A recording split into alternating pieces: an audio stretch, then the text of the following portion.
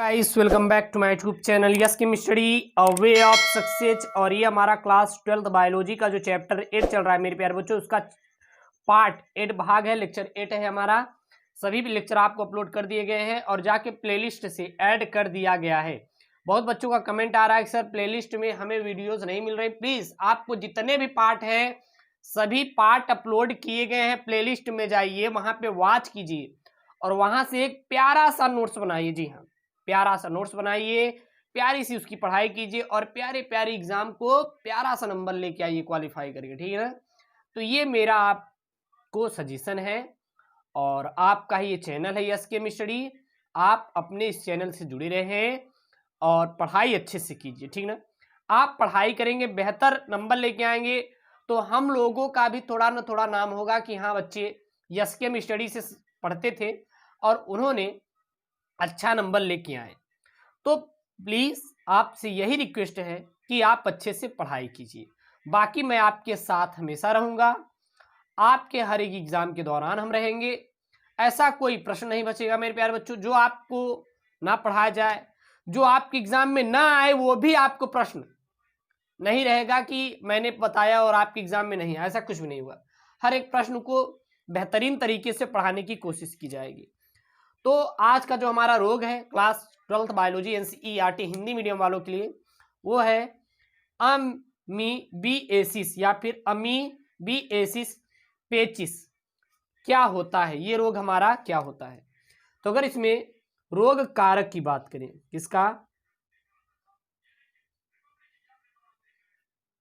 अगर हम रोग कारक की बात करें तो रोग कारक जो इसमें होता है वो होता है हमारा एंट अमीबा।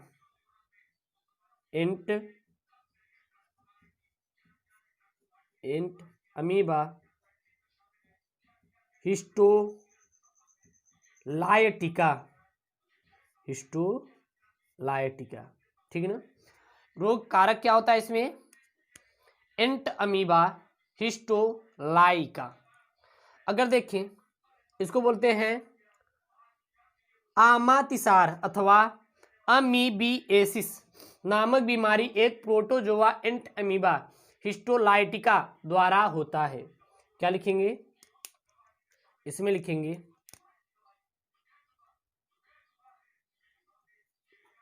आमातिसार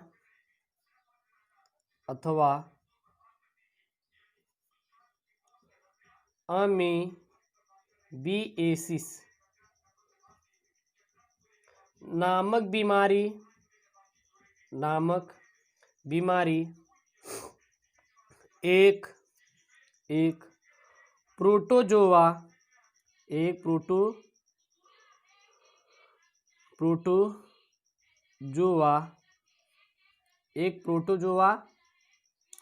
एंट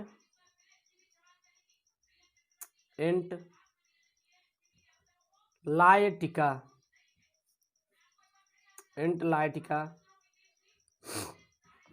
द्वारा फैलती है। एंटलाइटिका द्वारा फैलती है, ठीक है ना। एंटलाइटिका के द्वारा फैलती है। इसके आगे लेना चाहते हैं तो एंट अमीबा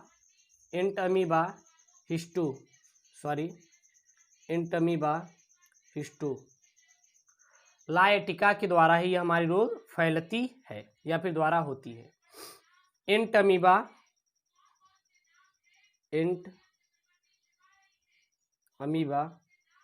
की ट्रोफोजाइट अवस्था बड़ी आंत में हिस्टोलाइटिका विकर स्रावित करके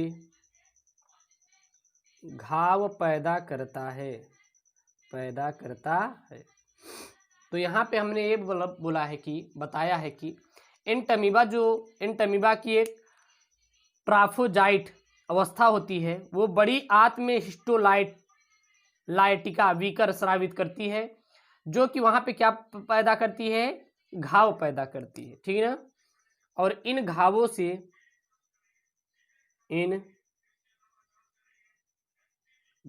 से रक्त, म्यूकस आदि मल के साथ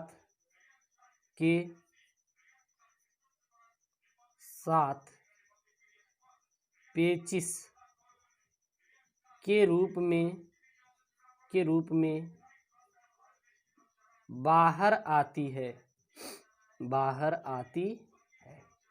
तो आप देखते हैं जब आपकी पेचिश पड़ती है तो काफ़ी ब्लड निकलता है, वहाँ पे रक्तस्राव होता है। तो सोचते हैं कि ये रक्त कहाँ से आ रहा है, तो ये हमारे जब एंटमीबा की एक ट्राइफोजाइट अवस्था होती है जो कि बड़ी आंत में हिस्टोलाइटिका वीकर स्रावित करके घाव पैदा कर देती है। और इन घावों से रक्त और म्यूकस आज जो आपका मल होता है उसके साथ पेचिश के रूप में क्या होता है, बाहर चला आता है, ठीक ना। ये परजीवी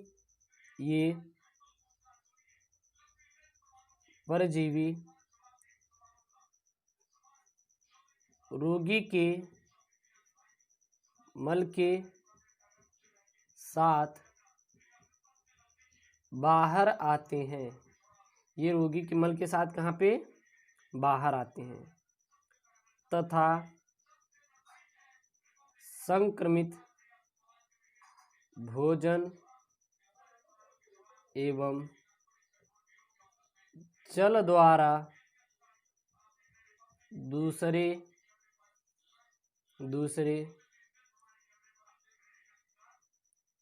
मानवों में पहुंचकर रोग फैलाते हैं। मानव पहुंचकर क्या फैलाते हैं, रोग फैलाते हैं। इस रोग को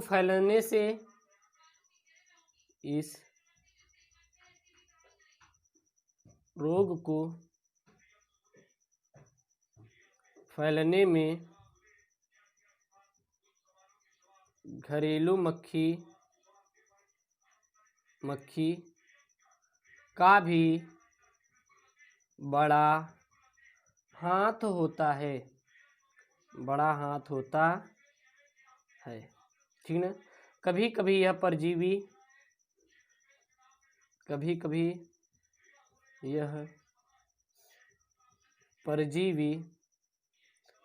परजीवी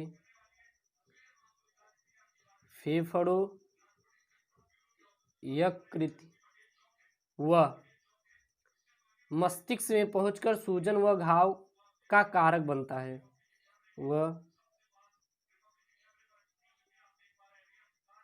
मस्तिष्क में पहुंचकर सूजन व घाव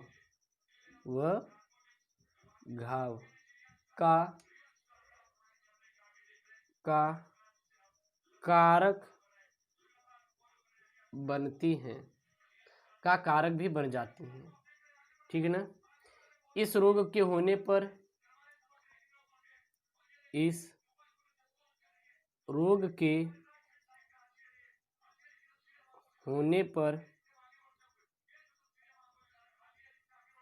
पेट में दर्द व ऐंठन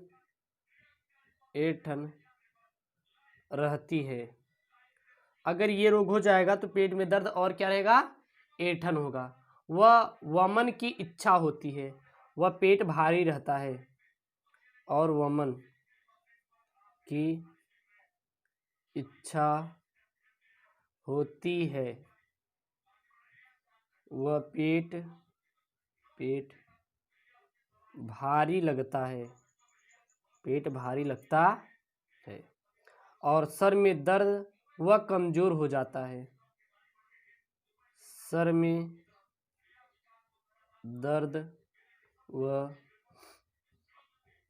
कमजोर हो जाता है। वहीं पे स्लेमा व युक्त दस्त होता है। स्लेमा व रक्तयुक्त दस्त हो जाते हैं। रक्तयुक्त क्या हो जाते हैं? दस्त हो जाते हैं। वहीं पे रोगी के आंख के आसपास काले धब्बे पड़ जाते हैं, वह चेहरा मुरझा जाता है। वह रोगी के आंख के आसपास काले धब्बे पड़ जाते हैं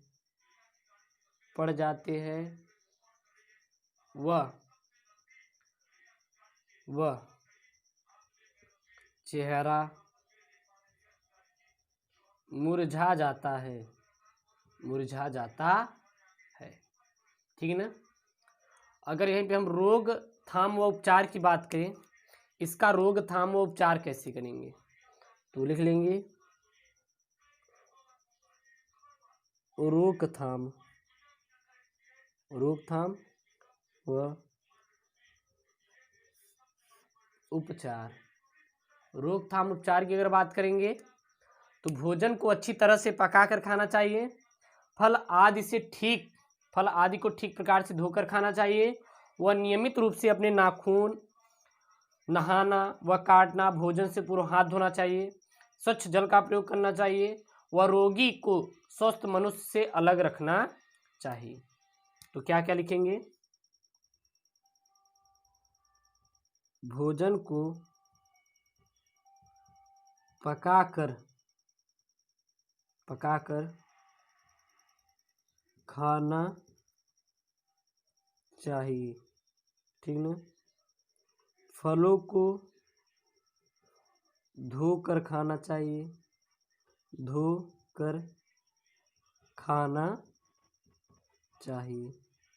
ठीक है ना। और नियमित रूप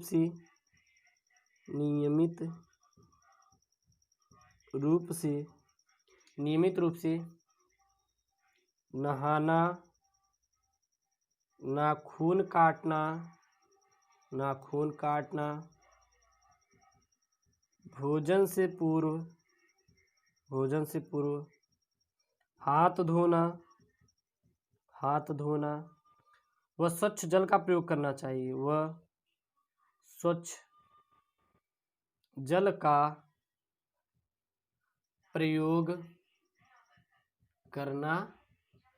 चाहिए।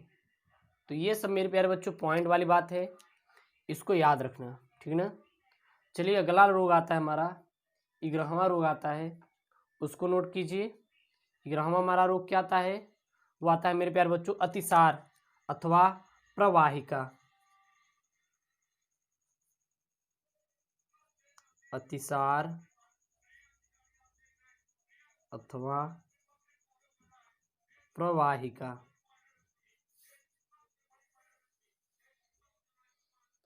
अतिसार अथवा प्रवाहिका हमारी क्या होती है?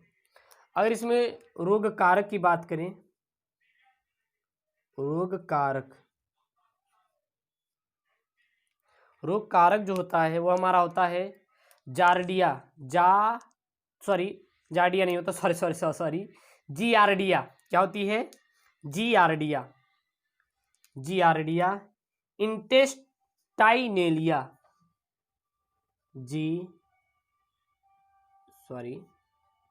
जियार्डिया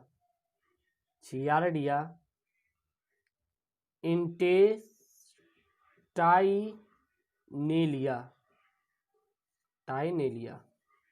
ठीक है। रोग कारक क्या होता है?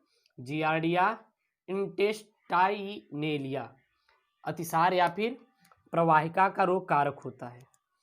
अगर ये देखें तो यह रोग बच्चों में सबसे अधिक पाया जाता है तथा जियार्डिया इंटेस्टाइनेलिया नामक परजीवी से उत्पन्न होता है।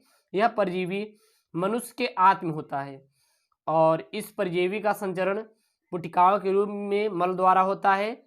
मल, दूषित जल, खाद्य पदार्थों व सेवन से ये पुटिकाएं द्विविखंडन द्वारा शीघ्रता से गुणन करती हैं और इस रोग से जैसे कि पतले दस्त आना, पेट व सिर दर्द में, भूख न लगना, कमजोरी इत्यादि होता है। बस ज़्यादा इसमें कुछ है नहीं।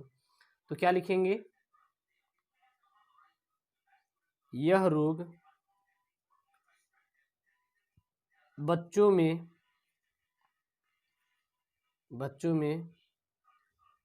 अधिक पाया जाता है,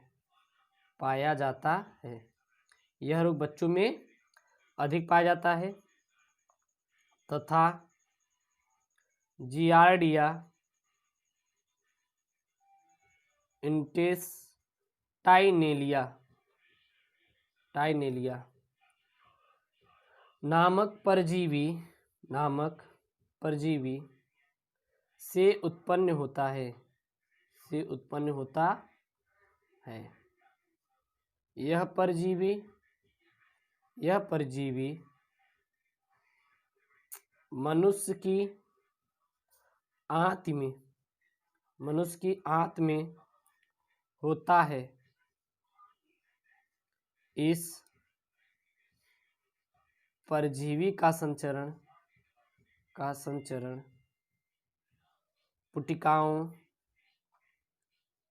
पुटिकाओं के रूप में मल द्वारा होता है। मल द्वारा दूषित खाद्य पदार्थों के सेवन से ये पुटिकाएं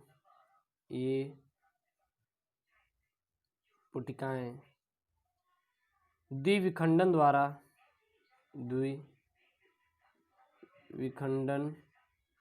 द्वारा शीघ्रता से गुणन करती हैं। शीघ्रता से क्या करती हैं, गुणन करती हैं।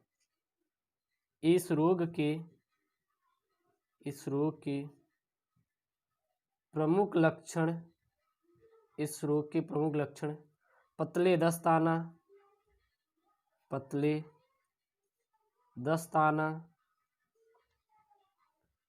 पेट व सिर दर्द होना, भूख न लगना,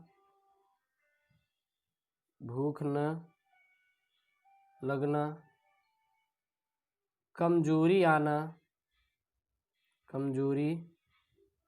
आना आदि इसके प्रमुख लक्षण होते हैं।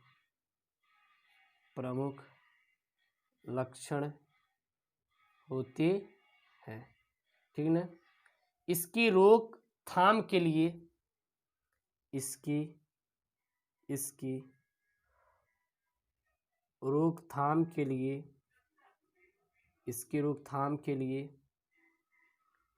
आसपास की स्वच्छता, स्वच्छ भोजन का प्रयोग करना चाहिए और रोगी को स्वस्थ व्यक्ति से दूर रखना चाहिए,